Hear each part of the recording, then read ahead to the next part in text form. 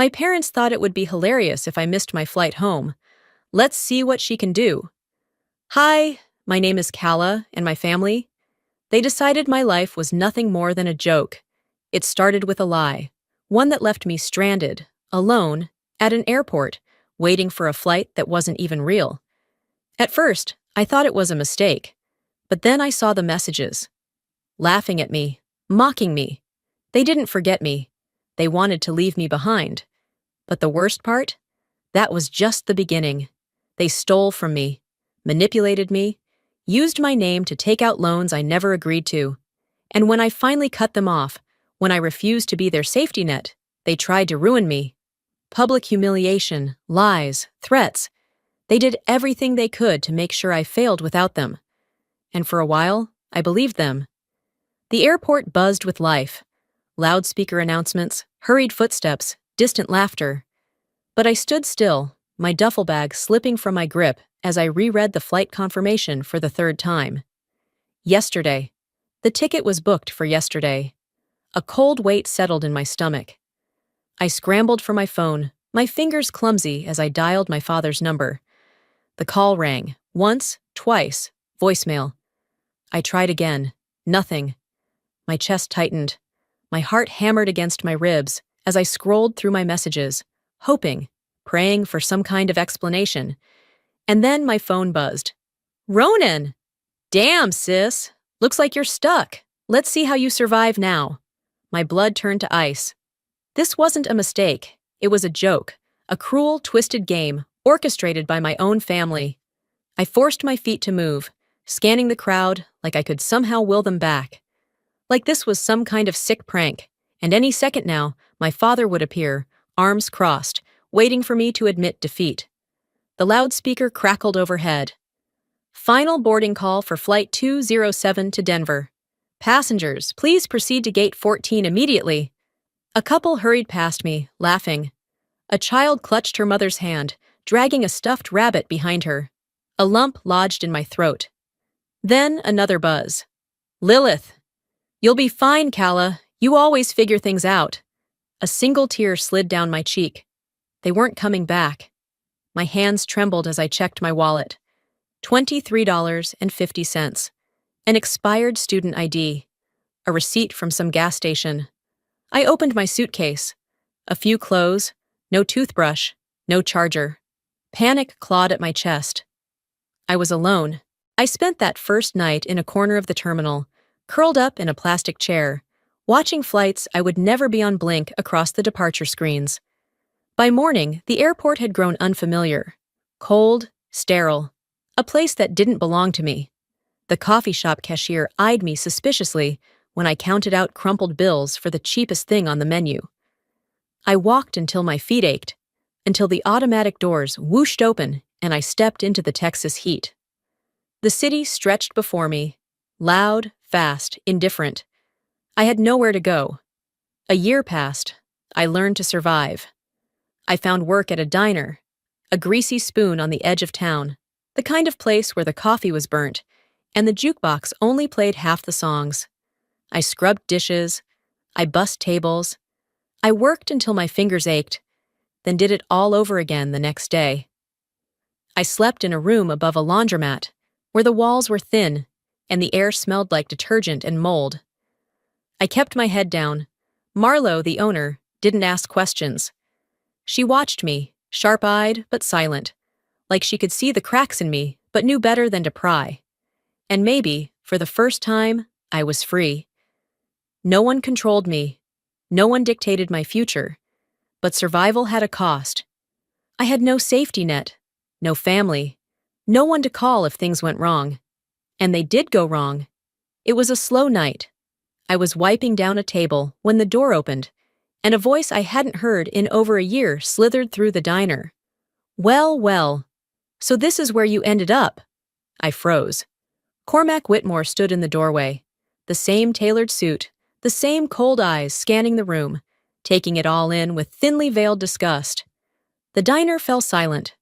The cook behind the counter stopped mid-motion, spatula hovering over the griddle. The couple in the booth by the window turned to watch. Cormac took a slow step forward. This is what happens when you think you can survive without family, Kala. You were supposed to be better than this. I swallowed hard, my fingers tightening around the rag in my hand. What do you want? He scoffed, voice loud enough for everyone to hear. I told you, you were never going to be more than a waitress scraping by. Guess I was right. Heat rushed to my face. He was enjoying this. He wanted me humiliated, small, just like before. But I wasn't the same girl they left behind. You done? Marlowe's voice cut through the tension like a knife. She stood by the counter, arms crossed, unimpressed. Or should I get someone to escort you out? Cormac let out a low laugh, shaking his head. I don't need to waste another second here. He turned and walked out. Didn't even look back. I should have felt relief. Instead, I gripped the counter so tightly my knuckles went white. Anger burned beneath my skin. No more running, no more pretending. I would prove them wrong. But proving them wrong meant facing something I never wanted to see again. My past. It had been 5 years since I'd been left behind. 5 years of scraping by, building something out of nothing, convincing myself that I was untouchable. I wasn't. I had my own tiny apartment now, a single-room space above a laundromat that smelled like detergent and desperation. It wasn't much, but it was mine. I worked long shifts at the diner, saved every penny, and ignored the ghosts of my past. Until the past came knocking. The phone rang early that morning.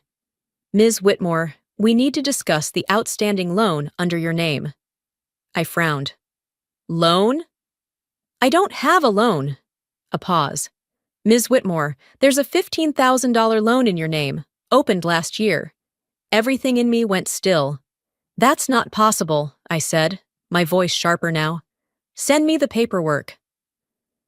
Minutes later, the email came through. My fingers trembled as I opened the attachment. And then my stomach dropped. There it was. A loan document. My name, my supposed signature, and a cosigner, Ronan Whitmore. I gripped my phone so tightly I thought it might crack. My own brother had stolen my identity. He had taken out a loan in my name, let the debt pile up, and never once thought to warn me. My phone buzzed again. A text. From him. Guess you found out. No big deal, just fix it. A slow, simmering rage spread through me. I had spent 5 years cutting them out. 5 years proving I didn't need them. And they still found a way to use me. I didn't call Ronan. He wasn't worth it. I called her instead. The phone barely rang once before she answered. Oh, Kala, sweetheart, it's been so long. My throat tightened. That voice, honeyed, soft, like she had been waiting to hear from me. Like she hadn't erased me from her life. I forced steel into my tone. Did you know? A pause. Know what, darling? About the loan. The silence that followed was deafening. Then, in a voice just barely above a whisper, she admitted, Yes. I closed my eyes. She kept talking, rushing the words now. But you have to understand, Kala. Ronan was in trouble. He needed help. I laughed, a short, bitter sound. He needed help. My voice shook. So you let him steal from me? Lilith sighed, the sound of a woman exhausted by her own choices. We thought you'd be okay, Kala. You've always been so independent, so strong. Ronan just what? I snapped. Needed someone to clean up his mess, and you let him use me? Tears filled her voice now. I didn't know what else to do. You could have chosen me, I said quietly. Just once. Silence. I didn't wait for an excuse. I hung up. The betrayal was worse than the night they abandoned me. That night, at least, they had let me go. Now, I realized, they had never let me go at all. I sat in my dimly lit apartment, the loan document crumpled in my hands. I could fix it. I could pay it off, take the hit just like always. Or I could fight back. A cold, hard certainty settled in my bones. They didn't get to use me anymore. I grabbed my laptop and started typing. First step? Closing every door they could use to reach me.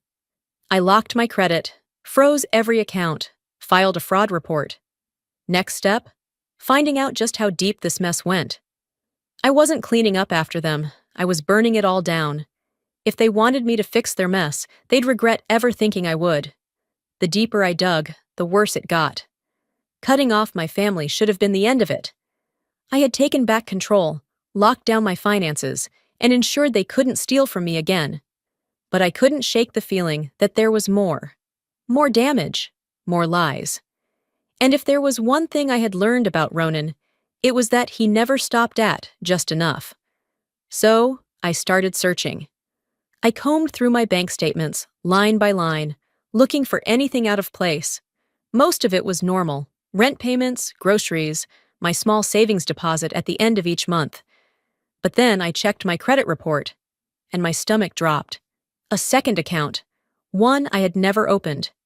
It was drained dry.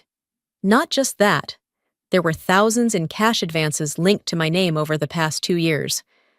My heart pounded as I cross-checked the withdrawals. Most of them had been taken out near East Austin, close to an area notorious for illegal gambling. And then I saw the name: Apex Financial Holdings. I opened a new tab and started searching. It took less than 5 minutes to confirm my worst suspicion.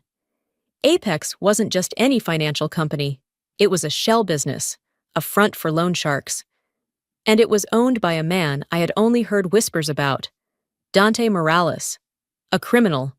A man who didn't deal in negotiations. He dealt in consequences. My fingers tightened around my phone as a sick realization settled in my gut. Ronan didn't just steal from me. He had dragged me into something much, much worse. I knew I should stay out of it, let Ronan burn for his mistakes. But if my name was tangled in this mess, I needed to know how deep it went. That's how I ended up outside a warehouse in East Austin at nearly midnight. The place looked abandoned, but I knew better. The street was too quiet, the kind of silence that only came when people knew better than to ask questions. My pulse pounded as I stepped inside. The air was thick with sweat, cigarette smoke, and something else. Fear. And then I saw him. Ronan. He looked wrecked, bruises on his cheek, split lip, clothes wrinkled like he had been sleeping in them. I almost felt sorry for him. Almost. Then I saw him. Dante Morales. He sat at a table, dressed in a perfectly pressed suit, completely at ease. 2 men flanked him, still as statues, their expressions unreadable. He barely glanced at me before smirking. "So you're the sister," he said, his voice smooth. "The one with the clean record." I kept my face blank. "I have nothing to do with this." Dante leaned forward slightly, folding his hands together. "See, that's the thing. Your brother said otherwise." My jaw clenched. I turned to Ronan, who wouldn't meet my eyes. "Calla, please," he muttered. "You can fix this." Fix it, like I had been doing my entire life. Dante slid a document across the table. A debt contract, $50,000, and my name, forged, as a co-signer. I gritted my teeth so hard my jaw ached. Ronan hadn't just dragged me into his mess. He had signed my name into a deal with a criminal. I exhaled slowly, forcing my hands to stay steady. I looked Dante in the eye. "I didn't sign this, and I'm not paying a damn cent." Silence. Then Dante smiled. A slow, knowing smile that sent a chill down my spine. "That's unfortunate," he murmured. "Because your brother here—" He nodded to his men. They grabbed Ronan, shoving him forward. He stumbled, barely catching himself before hitting the table. "Is running out of time," Ronan whimpered. I barely recognized the sound. My brother, the same man who had laughed when they left me at that airport, looked at me now like I was his last chance at survival. His fingers wrapped around my wrist. "Calla, please," he whispered. "If I don't pay—" I yanked my arm free. "You did this to yourself." His face twisted in desperation. "I didn't have a choice." "There's always a choice," I snapped. "You just made the wrong one." Dante let out a soft chuckle, like he was watching an interesting show. "Family is funny like that," he mused, "always leaving behind collateral damage." I refused to let him rattle me. I turned on my heel and walked away, my heart hammering. I knew this wasn't over. Dante wouldn't forget my face. And Ronan? Ronan wasn't done using me. I had just declared war against my own brother. And my family? They were about to escalate this fight. I had done everything right. I cut off all contact, blocked Ronan's number, notified my bank of every fraud risk imaginable. I even filed a report, though I knew damn well that people like Dante Morales didn't care about what was legal. I tried to move on, but my family didn't believe in moving on. They only believed in getting what they wanted. So, when my phone rang one evening with an unknown number, I almost ignored it. Almost. I shouldn't have picked up. Calla? A voice I hadn't heard in years. Lilith. She sounded different, weaker, shaky. Please, sweetheart, just meet us for dinner. We need to talk. Every fiber of my being screamed no. But there was something in her voice, real desperation, and for a split second, I felt the pull. One last time. They picked the place on purpose. Some fancy restaurant downtown. A place where people like us didn't belong. The kind of place where everything was white tablecloths and fake politeness, where the rich ate steak while drowning in debt. And sure enough, they were already seated when I walked in. Cormac, composed, cold, looking at me like a business opportunity. Lilith, red-eyed, clutching tissues like an actress mid-performance. And Ronan, silent, ashamed, or pretending to be. I didn't sit down. Whatever you're about to ask, the answer is no. Cormac barely reacted, just folded his hands like he was negotiating a deal. We're not here to fight, Calla. We need your help. I crossed my arms. That's new. Lilith reached for me, her voice soft, pleading. Ronan made mistakes. We all did. But we're family, and family helps each other. The words were so hollow, I almost laughed. Cormac reached into his jacket and slid a document across the table. I didn't pick it up. You should read it, he said smoothly. So I did, and my blood went ice cold. A notarized contract, a legal agreement making me financially responsible for Ronan's debt. $50,000, owed to Dante Morales. I inhaled sharply. Cormac's voice was steady. Sign this, and we'll take care of the rest. Dante will leave you alone. Lilith grabbed my hand. Her fingers were trembling. Please, baby, it's just money. I stared at her, then at Ronan. He hadn't said a word. Finally, he spoke, quiet, hesitant. I'll pay you back, I swear, and that's when I did laugh. A deep, bitter sound that made Cormac's jaw tighten. I leaned forward, looking each of them dead in the eye. You think I'm that stupid? Cormac's smile thinned. It's the right thing to do, Calla. I shook my head, disgust curling in my chest. The right thing would have been not stealing from me. The right thing would have been not abandoning me in an airport and then coming back years later, expecting me to fix your mess. Lilith flinched. Don't say that. I stood up. Enjoy your dinner. Cormac's voice turned sharp, low enough that only I could hear. If you walk away, don't expect us to be there when you need us. I froze for half a second. Then, I turned back. And I smiled. You were never there to begin with. I walked out. They just made their last mistake with me. And Ronan? He wasn't done playing dirty yet. It had been 2 days since the dinner, and I had expected the retaliation to come immediately. But the silence was worse. My family didn't do silence. It meant something was brewing. I tried to focus on work, but the air at the diner felt different. The usual chatter among customers had shifted. Conversations dropped when I passed by. A few people shot me quick glances, then looked away just as fast. Marlowe caught my wrist as I cleared a table, her grip firm. You need to see this, Calla. She handed me her phone, and I barely had to glance at the screen before my stomach turned to stone. A post on a local Austin community page. Some people just abandon their family when things get tough. Calla Whitmore. What a heartless, selfish disgrace. I gritted my teeth as I scrolled. Hundreds of shares, hundreds of comments, people I didn't know, dragging my name through the mud. Some called me ungrateful. Some said I should be ashamed. Some even suggested that someone like me didn't deserve to work in a place like this. I didn't have to check the account that posted it. I already knew it was Ronan. He hadn't just come after me. He was trying to ruin me. My grip tightened around the phone as I scrolled, scanning the endless flood of strangers judging me over a story they knew nothing about. This wasn't just a warning. This was a public execution. I stormed out of the diner, barely hearing Marlowe calling my name. My hands shook, but not from fear, from rage. I dialed his number. He picked up immediately, smug, waiting. "You think this is funny?" I snapped. Ronan sighed dramatically. "I don't know what you're talking about, sis." "Bullshit. Take it down." Now silence.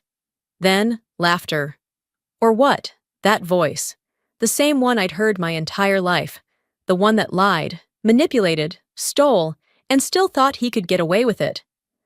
I clenched my jaw so hard it hurt. "You think walking away makes you safe?" Ronan said smoothly. "It doesn't. People remember things, and so do I." It wasn't just a taunt, it was a threat. I forced my voice to stay calm, controlled. "Try me, Ronan. I dare you." He chuckled. "We'll see about that." And then the line went dead. I didn't panic. I planned. First, I called a lawyer. I need to talk about a defamation case. Then, I locked down everything. Every social media account, every email. I scrubbed any public trace of my past, my job, my life. If he wanted to destroy me, I'd make damn sure there was nothing left to target. I warned Marlowe. "This might not be over," I told her. She just nodded, arms crossed. "You let me know if I need to throw someone out." And then I made a decision. This wasn't just about family anymore. This was war. If Ronan wanted to play dirty, I'd make sure he regretted it. And then, just as I expected, they escalated things again. The smear post had doubled in reach overnight. The comments were relentless. Strangers who didn't know a damn thing about me were tearing me apart online, calling me selfish, ungrateful, a disgrace. And at the diner, the shift in energy was undeniable. People whispered when I passed by. Customers who used to chat now avoided eye contact. Even Marlowe seemed to be watching me differently, like she was waiting to see if I'd break. I wouldn't. But I should have known this wasn't the end. It was just the beginning. The door swung open with too much force. I didn't have to look up. I already knew. Cormac, Ronan, Lilith. They walked in together, like a perfectly staged scene. Cormac adjusted his expensive suit, eyes scanning the place with the disgust of a man who thought he was better than everyone here. Lilith clutched her purse like the air itself might dirty her. And Ronan? He leaned against the counter with that same smug smirk he had been wearing since we were kids, like he was always one step ahead, always in control. The diner went silent. I felt every set of eyes shift to me. My heartbeat pounded in my ears. They came here for one reason: to humiliate me. Cormac spoke first, his voice loud on purpose. "Calla, we need to talk." I crossed my arms. "We have nothing to talk about." Lilith stepped forward, her voice trembling just enough to sound believable. "Please, Calla, we just want to understand why you're doing this to us." My stomach twisted. That tone, that same fake pleading voice she had always used to make me doubt myself. People started whispering. I could feel them forming their own opinions, deciding whether I was the villain or the victim. Ronan shook his head, laughing under his breath. "You really have no shame, do you?" His voice dripped with disappointment, like he was the one who had been wronged. "After everything we did for you?" I clenched my fist so hard, my nails dug into my palms. Cormac tilted his head, assessing me. "You think you're better than us now?" His voice was smooth, patient. "This little diner job, this life you're trying to build, it's pathetic, Calla." Something snapped inside me. I took a step forward. My voice was sharp, cutting. "You don't get to come in here and act like you're the victims." The diner was dead silent. I took another step. "You abandoned me." Another. "You stole from me." My voice rose, cutting through the room. "And now, When I finally cut you off, you come crawling back. Why? Because you need something? Cormac's expression darkened. Watch your tone, Calla. I laughed, cold, humorless. Or what? You'll leave me stranded again? Ronan scoffed, shaking his head. You really think you can just walk away from us? I met his eyes. I already did. Lilith started crying. We're your family. My voice was ice cold. Number you were just the people who raised me. Marlowe stepped in then, her voice calm but firm. You heard her! Get the hell out! Cormac held my gaze for a long moment. And then, just like that, he turned and walked out. Lilith followed, still clutching her purse like she had just survived something horrific. Ronan was the last to leave. But before he stepped through the door, he turned back, locking eyes with me one last time. He wasn't done, but neither was I. The diner stayed silent for a long moment. Then Marlowe exhaled. You okay? I let out a slow breath. But I will be. I looked around, meeting the gazes of my coworkers, the customers still watching me. Some were sympathetic, some were still judging me. But none of it mattered anymore, because I knew the truth. And now so did everyone else. They wanted to humiliate me. Instead, they showed the world exactly who they really were. And that's when they decided to destroy me for real. I thought the public showdown at the diner had been the climax. The moment they realized I was done, the moment they'd slink back into the shadows, licking their wounds. I was wrong. They came harder. The smear campaign got worse. Ronan doubled down online, spreading lies so outrageous they should have been laughable. But people believed them anyway. Cormac called my workplace. He told Marlowe that I was troubled, a disgrace, that I was stealing from family, and a danger to customers. Lilith left voicemails, sobbing, begging. You don't understand what you're doing, Calla. This is killing us. It's breaking your father's heart. Their desperation reeked of manipulation. But the final straw? Cormac showed up at my apartment. The knock was sharp, demanding. I ignored it. Then his voice came through the door, low and full of venom. You think this is over, Calla? You're nothing without us. My hands clenched into fists. Every instinct told me to stay silent. But I was done hiding. I opened the door. Cormac stood there, smug. Ronan just behind him, arms crossed like a soldier waiting for orders. Lilith clutched her purse, her eyes already red like she was preparing for a performance. Cormac smiled, like he had already won. I didn't let him speak. I pushed past him, stepping onto the sidewalk. Somewhere public, visible. If he wanted a fight, he wasn't going to get it behind closed doors. They followed me. The plaza was busy, people walking, shopping, a few sitting at the cafe across the street. Perfect. Cormac's voice cut through the air, sharp and polished, like a weapon he'd wielded his whole life. You owe us, Calla. We gave you life, and this is how you repay us? People turned to watch. Lilith sniffled, her voice wounded. We just want our daughter back. Ronan sneered, shaking his head. You think you're special? You're still the same scared little girl we left at that airport. I sucked in a slow breath. Calm, controlled, deadly. Then I stepped forward. You don't own me anymore. Cormac's eyes flashed. You were a mistake. The air went still. For a moment, no one moved. I saw real hate in his face. Not just anger, not just frustration, pure, seething resentment. And I realized something. He had never wanted me to survive without them. They needed me to fail, because if I could succeed without them, then their power meant nothing. I reached into my bag. I pulled out a check, and I handed it to him. $73.50, the exact cost of a one-way bus ticket back home. That's what it would have cost me to go back, if I ever wanted to. Cormac's face turned red. He snatched the check, ripped it in half, and let the pieces flutter to the ground. His voice shook with rage. You ungrateful little... Security appeared. 2 uniformed guards. Is there a problem here? Cormac stepped back, barely containing his fury. Ronan spat at the ground, then turned and walked away. Lilith gave me one last tearful look before following them. I didn't watch them go. I already knew. They had nothing left to take from me. That night, my phone rang. Marlo. You okay? I hesitated, then nodded to myself. Yeah. I think I am. The past doesn't disappear overnight. But for the first time, I was no longer chained to it. They wanted me to be nothing without them. But I was finally free. And now, for the first time in my life, I could finally decide who I wanted to be. It had been a week since I severed the last rotting thread that tied me to my family. A week of silence. No manipulative texts, no guilt-tripping calls. Just silence. And at first, it felt like victory. But victory didn't feel like I thought it would. The quiet was too loud.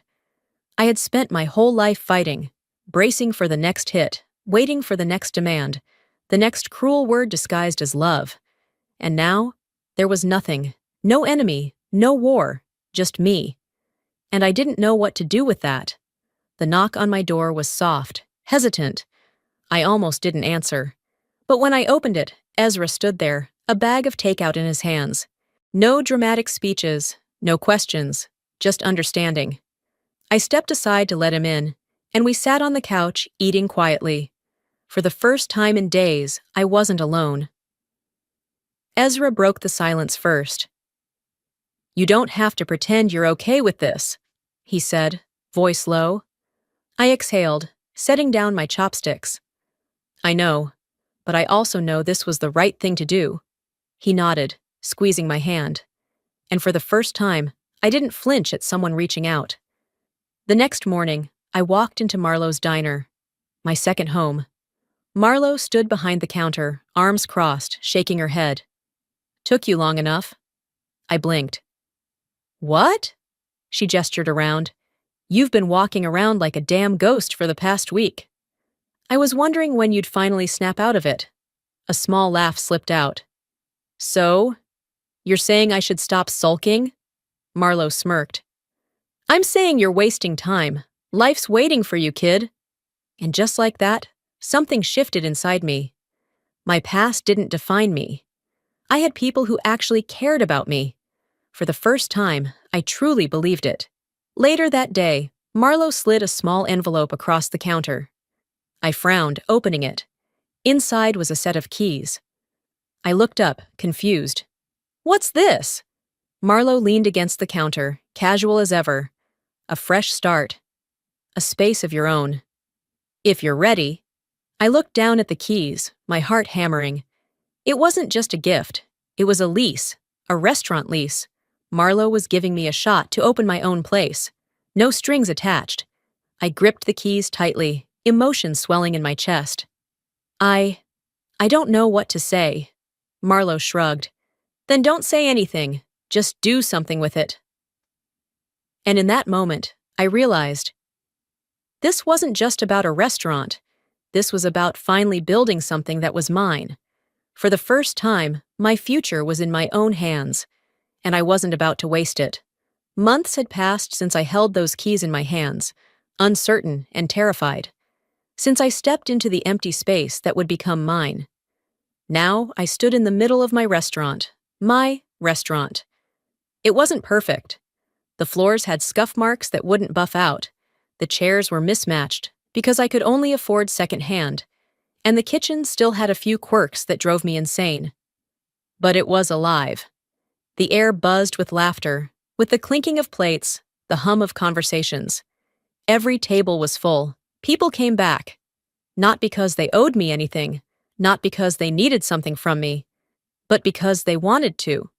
Marlo sat at the counter, arms crossed, a knowing smirk on her face. Told you, she said simply. I rolled my eyes. Told me what? That you'd pull this off. Ezra walked in, sleeves rolled up, tying a borrowed apron around his waist. And that you'd make it look easy, I scoffed. If by easy, you mean working 17-hour days on my feet, sure. Ezra just grinned and grabbed a tray of drinks. I wiped my hands on my apron and took a slow, steady breath. This was it. This was what I had fought for. This was mine. Long after the last customer left, I sat alone in the quiet. For the first time in months, I did something I had promised myself I wouldn't. I checked social media. I never unfollowed them. I told myself it was out of indifference, but I knew better. I scrolled. Ronan was still a mess. He had moved on to new scams, still conning people, still making excuses. But people were catching on. The comments under his posts were full of accusations, people calling him out. No one was falling for it anymore. Cormac's world had crumbled. The hardware store had gone under. His posts were bitter, filled with legal battles over unpaid debts. Once, people in town respected him. Now, they ignored him. No one cared. Lilith still played the devoted mother. Her page was full of nostalgic posts. Missing my family today. Hold your loved ones close. There were old pictures, holidays, smiling faces, but never any of me. That was when I finally understood. They had spent so long trying to pull me back, but not because they loved me, because they needed me. And now that I was useless to them, they had erased me completely. For the first time, it didn't hurt. I closed the laptop. I wouldn't check again. The past wasn't my concern anymore. I walked to the front of the restaurant, where Ezra stood with a dish towel slung over his shoulder, watching me. You coming to bed? I looked around one last time. This wasn't just a restaurant, it was proof. Proof that I survived. Proof that I won. I smiled. Yeah, I'm done here. They spent their whole lives trying to break me. But in the end, I built something better than they ever could. Before we wrap up this story, I want to leave you with something to think about. Life doesn't hand you a perfect beginning. Some of us are born into broken families, into situations where love is conditional, where survival means navigating manipulation, betrayal, and pain. But here's what I've learned. You are not bound by the people who try to break you. There will always be those who think they own you, whether it's family, society, or your past mistakes. They will try to convince you that without them, you are nothing. But that's a lie. The truth is, you get to decide who you become. Success is not revenge, it's freedom. And sometimes, the most powerful thing you can do is walk away and build something better. So I want to ask you, have you ever had to walk away from someone who was holding you back? Was it family, a toxic friend, a job that drained you? What gave you the strength to finally say, I deserve better? Drop a comment below. I'd love to hear your thoughts. And if this story resonated with you, if it made you feel something, hit that like button and type 1 in the comments. Let me know where you're watching from. I want to connect with you. And if you haven't already, subscribe to the channel so you don't miss the next story. Because sometimes the best way to move forward is to know you're not alone. See you in the next one.